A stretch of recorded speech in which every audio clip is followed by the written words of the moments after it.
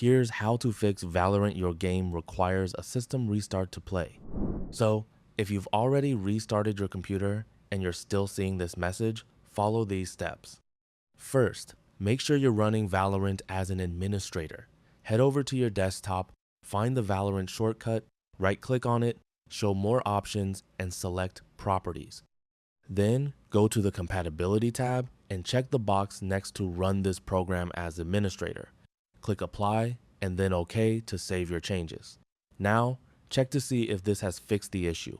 If you're still getting the same error, open Task Manager by pressing Ctrl plus Alt and Delete on your keyboard, or search for Task Manager from the Start menu.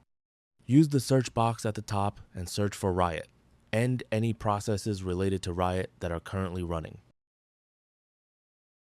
Then search for Valorant and end any processes related to the game as well.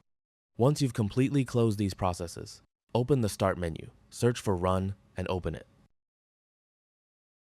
Type services.msc and press Enter. Scroll through the list until you find a service called VGC. Double-click on it and make sure the startup type is set to Automatic. Then, click the Start button, followed by Apply and OK to save the changes. Next, open Task Manager again and select Startup Apps. Scroll down until you find VGTray. Right-click on it and select Enable. Once you've completed these steps, restart your computer and check if Valorant is now working correctly.